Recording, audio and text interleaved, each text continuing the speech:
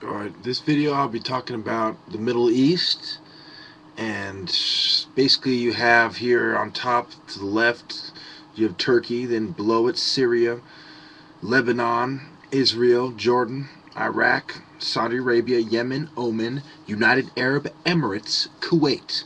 So as you know, you had this Saddam Hussein in 1991, George Bush's speech. It's about more than one small country. It's about a big idea, New World Order. So you have Baghdad right here, you have Mosul, you have the different parts of Afghanistan. Now, we go on to Syria. As you know, Syria and Iraq are interconnected. It's part of where Babylon used to be, the Babylonian Empire. And you have Damascus in Syria, you have Assad and the rebellions going on there, you have Lebanon and Beirut, you have the Hezbollah and how they're connected to Lebanon as well as Iran.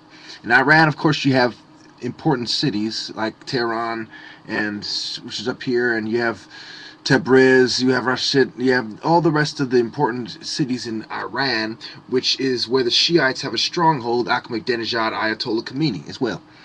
So, the Iranian Scythians were there in about 2000 BCE. So why Egypt has its dynasties, there's your Iranian, they're over there. Put them in their place, they're over there. Okay, Egypt and Sargon. Sargon's like what, 2600 BCE? So in Egypt, you have the people here already, the Africans, the Nubians, Egypt, Sudan, Eritrea, Ethiopia. Okay, you have the Silk Road, and we'll get into that in a minute, and how that ties into Afghanistan and the bigger picture. Now, go on to talk about, of course, Alexander the Great. He went through all these places and he left his marks on these places. Those Alexandria near the Murghab River as well, and you had different dynasties and different kingdoms, like the Parthian kingdom, for example, in 224 AD, and the Sassanids. Okay, they were the rulers of Iran. Then you had the Huns, and you had other groups and tribes, tribal people, right? Now, of course, there was the October Revolution in 1917 in Russia. So, if you understand how this all ties in with the Russians and the Soviets and the British and the Arab tribes and how their history evolves together and how they start working together. Well, some factions of them start working together and how secret societies start evolving in that area quite rapidly. So, when you go back to the earliest evidence in Afghanistan, it goes back to 50,000 BCE.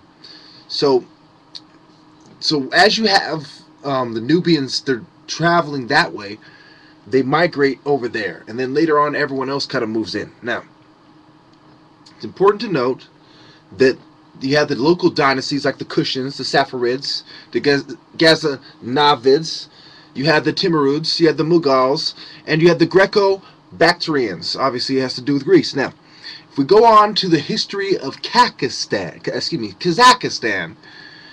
we're talking about the steep belts, we're talking about the Karato Mountains, the Caspian and Balkhash areas. Now, this is where the Neanderthals came from, these mountains, and in central Kazakhstan. And as we're talking about the different revolutions that went through there, the different developments you had there. You had copper and metal, of course, were being developed there and refined. And if you go through the history of Afghanistan, you find that Afghanistan, the Taliban came in the 90s, 95. They took over from another Muslim ruler, and they come in. So, if you understand how when the Cold War was going on, and when the Taliban was fighting the Russians, and how this all ties into the Russians forming satellite states, and how trying to maintain their satellite states, and America trying to get a foothold in the region. Okay, you understand how Turkey has its problems with Greece, and they had their skirmishes because of the proximity. And as well as you had Cyprus and the islands like Malta and Crete, and these islands where the people who were bringing their gospels, they brought them this way. And Peter went to Turkey, for example. And if you understand the history and how it ties in together, you have to understand we're going back 50,000 years, okay? The people who became your modern day Iranians had already left Egypt long before the pyramids were being developed and made. So to give them credit doesn't make any sense. For example, the first migrations out to India, 70,000 BCE. You had the migrations to Europe and to Alaska that came later, etc., in Australia. And understand how Neanderthals fit into the picture of Caucasians and why they think they're better, and the racist Caucasians think they're better. And we go on to how we got to where we got today, from the Sassanids and the Huns and Alexander the Great, and how did we get to where we are today? Well, it was a series of empires and secret societies moves on the chessboard. That's how the Persian Gulf and the Mediterranean Sea and the Red Sea and the Gulf of Aden, it's how they all tie into the area. You need your source of water.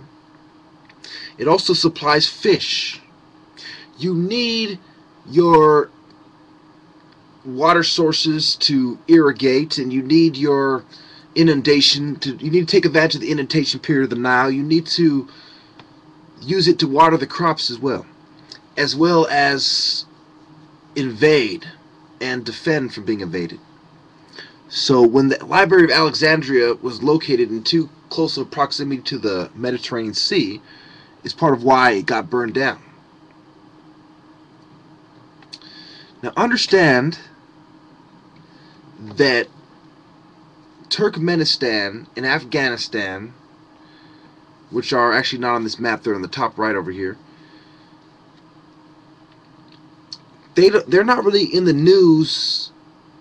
Well, excuse me, Turkmenistan is not really in the news as much as Afghanistan, and Iran wasn't that much in the news when we were invading Iraq.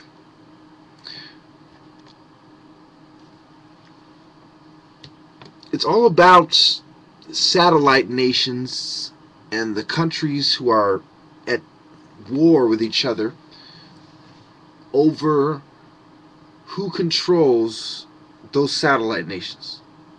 Because Israel has a foot in Lebanon too, but it's not as consolidated as Hezbollah.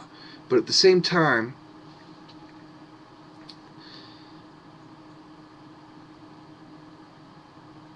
the Zionists run the whole show in a way. So, let's see what time we're at here. Okay, we'll explore a little bit more. Okay, if you look at where Medina is on the map, okay, and where Muhammad, when he was breaking the idols there, and decided that Mecca was the holy ground, then you have their sacred stone and your sacred cube, etc. And if you notice where it is, and you notice where the Jews went, it's in the same area as where Moses put his monuments.